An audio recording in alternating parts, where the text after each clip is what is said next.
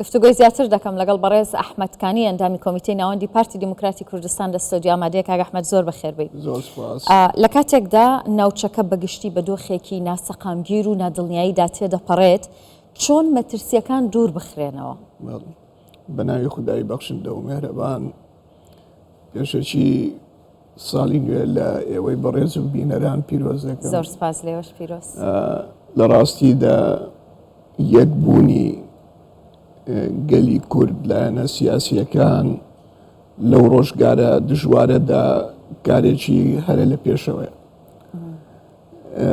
لە ئێستاشدا پێویستە حزبەکان و بە تایبەتی پارتی و یەکیەتی هەرچی زووە لێک دەگەیشتن لە نێوانیان بەرەو پێشەوە بڕوات و ئەو تەجروبەی لە بینیان هەیە کە زیاتر لە دەیان ساڵە هەم لە خەباتی شاخ هەم لە دوای ڕاپەڕین سوودی لێوەربژیرێت و بتوانین لە داهاتوێکی نێزیکدا پەرلەمان دابنیشێتەوە و هەرسێ سەرۆکایەتێکە هەڵبژێدرێت و حکوومەتی کوردستانیش کابینەی دەیەم پێک بهێندرێت. زۆر باشە. هەرێمی کوردستان ینی لە ناوچەیەکدا کە پڕ لە ئاڵۆزیە، چۆن ئەم سەقامگیریەی هەرێمی کوردستان بپارێزرێت؟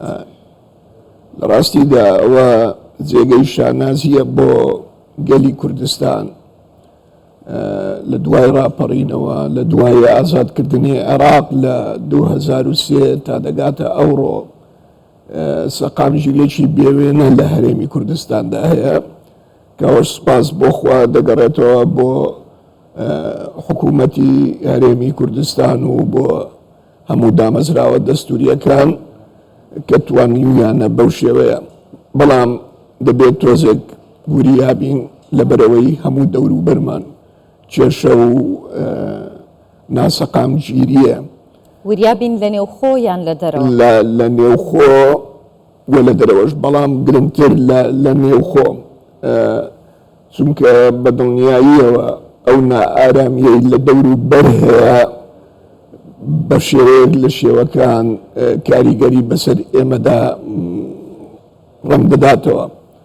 خۆشبەختانە کە تا ئێستا توانیمانە ئەو ئارامی لە کوردستانایە هەم وەکو گەلی کوردستان، ئەم وەکو دامەزراوە ئەمنی و ئاسایش و ئەوەی کە هەیە وەکو حکوومەتی هەرێمی کوردستان بەرگری لە خۆمان بکەین، پارێزگاری لەو سەقامگیریە بکەین. زۆر باشە. کاک ئەحمەد، بەڵێ هەمیشە لە بۆنەکاندا سەرۆک بارزانیەوە بە دەرفەتێک دەزانێت کە پەیامی هەبێت، چ بۆ هەرێمی کوردستان و چ بۆ عێراق و لەم دوایانەشدا بۆ سووریا. پەیامەکانی سەرۆک بارزانی چۆن دەنرخێنن؟ ڕاستی خۆشبەختانە کە گەلی کوردستان ئیمڕۆ مەرجایەکی هەیە کە ئەویش جەنابی سەرۆک بارزانیە. بەڵام بەداخەوە هەندێ لایەن ئەوەندەی پەرۆشی بەرژەوەندیە تایبەتیەکانی خۆیانن، ئەوەندە پەرۆشی بەرژەوەندیە باڵاکانی کوردستان نین. ئەگەر نا پێویستە ژێڕایەلی پەیام و بیر و بۆچوونی جەنابی سەرۆک بارزانی بن، سەیری سەرۆک بارزانی نەکەن کە سەرۆکی پارتی دیموکراتی کوردستانە، بەڵکو وەکو کارکتەرێکی سیاسی مێژووی کاریزمایی بۆ بەرژەوەندی گەلی کوردستان. ئەوە خاڵی دووەم من ڕووم لە هەموو لایەنە سیاسیەکانە، یعنی ناکرێ ئێمە مەبدەئێکمان هەبێ بەڵام خۆمان ئیمانمان بۆ مەبدەئە نەبێ یاخود لەیلا بدەین. دەجێنەوە دەڵێن بۆ نمونە دەڵێن کاتی خۆی بتپەرستەکان خوایەکیان دروست دەکرد لە خوورما، بەڵام کە برسیان دەبوو خواکەیان دەخوارد. ئێمەش دەیان ساڵە تێدەکۆشین لە خەباتی مەدەنی و خەباتی شاخ و شۆڕشەکان بەوەی کە ئێمە پەرۆشی پرۆسەی دیموکراسین. باشە ئێستا لەبەر بەرژەوەندی خۆمان ناکرێت پێشێلی بنەماکانی دیموکراسی بکەین. ئێمە هەڵبژاردنمان ئەنجام داوە، هەڵبژاردنێکی پاک و بێگەرد بووە، تەنانەت بە شاهێدی هەموو ئەو لایەنانەی بەر لە هەڵبژاردن کە بانگەشەی ئەوەیان دەکرد دەیانگوت ئەم جارە ئەم هەڵبژاردنە پاکترین هەڵبژاردن دەبێت. ئەوە بە هەر حاڵ دوای دەرچوونی دەرەنجامی بەر هەڵبژاردنەکان ئەوە دیارە ژمارەی کورسیەکان کە پارتی دیموکراتی کوردستان زۆرترین کورسی بەدەستێناوە. ناکرێت ئێستا من لەبەر بەرژەوەندی خۆم بێم، یعنی ئەوە پرۆسەیەکی دیموکراسیەکەر ئەمە ئیمانمان پێ هەبێت، ئەوەی کە لە پێناویدا تێدەکۆشین. بەڵام ئەوڕۆکە لە بۆ بەرژەوەندی خۆمان بین داوا بکەین کە لەو بنەمایە لا بدەین، باشە ئێمە لە بەرچی لە پرۆسەیەکی دیموکراسی ئازاددا هەڵبژاردنمان ئەنجامدا. دوای ئەوە حەقی دەنگدەرانی گەلی کوردستانە. یعنی ئەوەی لایەنەکانی دیکە داوای دەکەن بەداخەوە هەندێک لایەنەیە لەبەرەوەی ژمارەی ئەو دەنگدانی بەدەستی هێناوە لەوانەیە پێی رازی نەبێ یا بەخۆی دەزانێت کە ئەوە ئیستحقاقێتی، بەڵام لە ڕووی ڕاگەیان و باسکردنەوە بەو شێوەیە خۆی وێ نادەکە، یا هەندێک لایەنی تر دەیانەوێ وەکو پارتی دیموکراتی کوردستان ئەوانیش هەمان پۆست و دەستکەوتیان هەبێت کە ئەو لە پێشەوەی هەمویانە کە نزیکەی 40 کورسی بەدەستێناوە لە کوردستان و 800,000 دەنگی لە کوردستان هێناوە کە ئەوە خۆی لە خۆیدا سەرکەوتنێکی زۆر گەورەیە. من لێرەدا مەبەستم تەبیعی ئێمە دیسانەوە دەڵێن کوردستان لە هەموو شتێک گەورەترە، لە هەموو شتێک گرنگترە، بەرژەوەندیە باڵاکان زۆر لە بەرژەوەندی پارتی و یەشیەتی و هەموو حزبەکانی تریش هەستیارتر و گەورەترە، بەڵام ناکرێت بین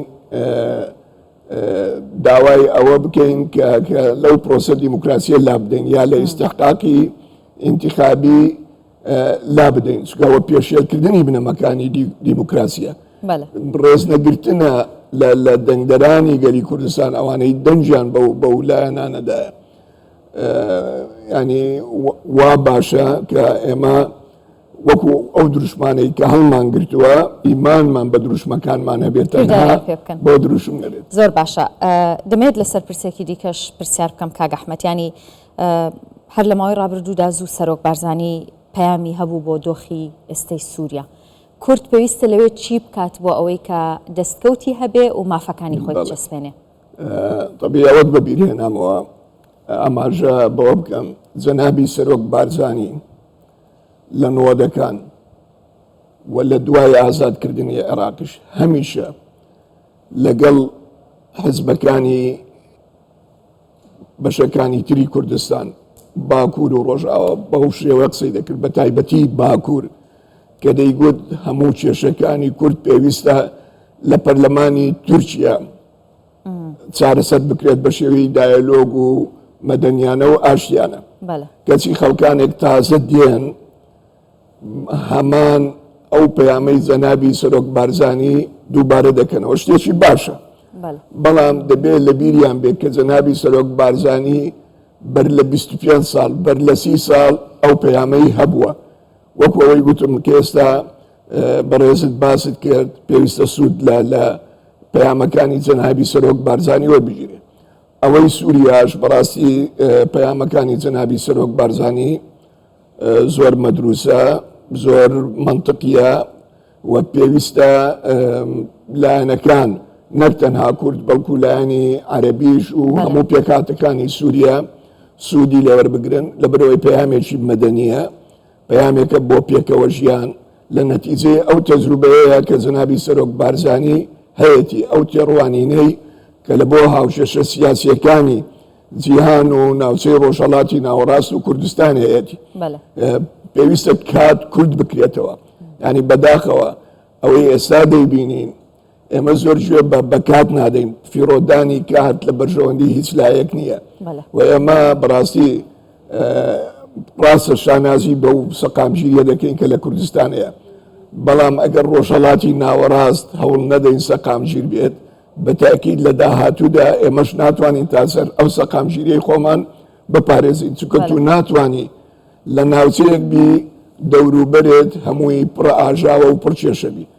بۆیە پێمان خۆشە لە ڕوانگەی پەیامی جەنابی سەرۆک بارزانیە هەرچی زووە کاتەکان کورد بکەینەوە، کات بە فیڕۆ نەدەین، شەو ڕۆژ کار بکەین بۆ ئەوەی چارەسەری کێشەکان بدۆزینەوە دەست و لە خاڵە ئیجابیەکانەوە دەست پێ بکەین. زۆر سپاس دەکەم بەڕێز ئەحمەدکانی ئەندامی کۆمیتەی ناوەندی پارتی دیموکراتی کوردستان هەرچەندە تەندروستیشت زۆر باش نەبوو. سپاس تۆزێک دەنگم ئەرکێشا زۆر بەخێر بێت. سپاس دەست خۆش.